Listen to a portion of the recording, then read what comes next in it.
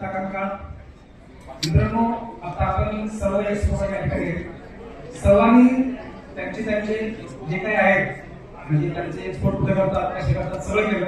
पण सगळ्यात महत्त्वाचं काय आहे की या एक्सपोर्टला हळद देणार कोण, काय नाही ऑर्गॅनिक हळद देणार कोण, हा मोठा विषय कुणीच मांडला नाही. तुम्ही मांडतो बघा. येणाऱ्या काळामध्ये प्रत्येक शेतकरी आज 20% त्याचं उत्पादन घटलेलं आहे, बरोबर आहे. आता या 20% उत्पादन घटण्यामागं एक आहे आसमानी संकट आणि सुलतान संकट, बरोबर आहे.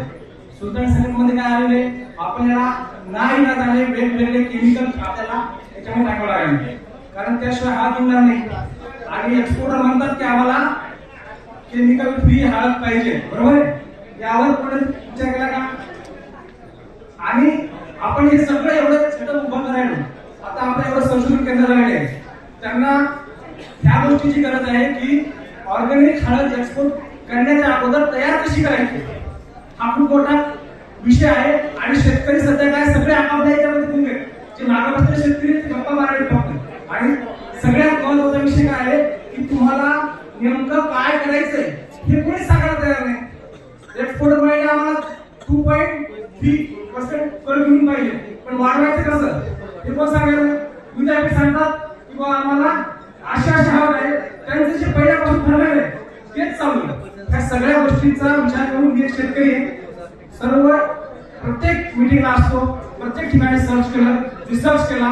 शेवटी काय आलं की कुठंतरी असतं की हे करा ते करा, पण कसं करा हे कोणीच सांगत नाही. खूप अभ्यास केला आणि मी माझं युट्यूब चॅनल चालू केलं आणि युट्यूब चॅनलच्या माध्यमातून ऑर्गॅनिक फार्मिंग कशी करायची त्याबद्दल स्टडी केली आणि स्वतःच्या शेतामध्ये हे सर्वच्या सर्व प्रयोग केले. जवळपास हजारो प्रयोग मी केले आहेत माझ्या शेतामध्ये. आणि ऑर्गॅनिक पद्धतीने हळद काढताना हजारो प्रश्न आले, हजारो समस्या आल्या. उत्पादन वाटतं, केमिकल नाही वापरलं तर कीड लागती. त्या सगळ्या गोष्टीचा अभ्यास केल्यानंतर एक शेतकरी या नात्याने सांगतो की खूप कष्ट केल्यानंतर वेगवेगळ्या कंपन्यांचे प्रोडक्ट वापरून पाहिले. प्रोडक्ट वापरले की केमिकल निघतं, नाही वापरले की उत्पादन घटतं. यावर वेगवेगळे प्रयोग जसे की लष्करी आग असेल, गाळून पाणी असेल किंवा वेगवेगळे जीवाणू वापरून आम्ही हळद तयार केली.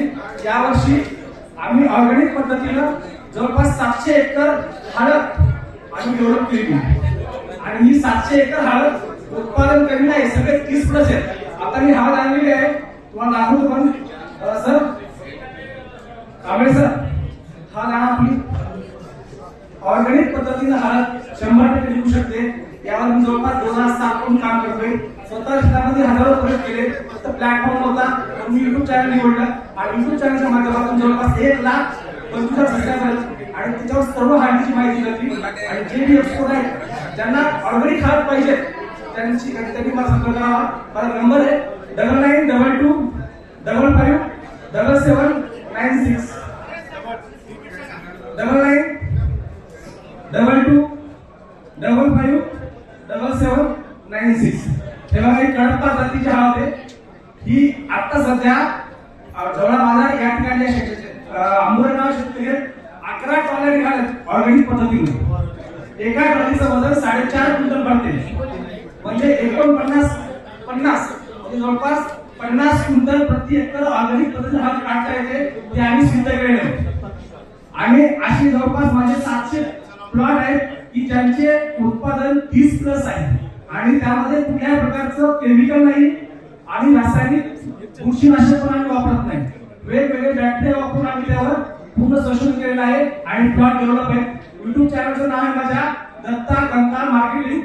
त्यावर माझे सगळे प्लॉट आहेत.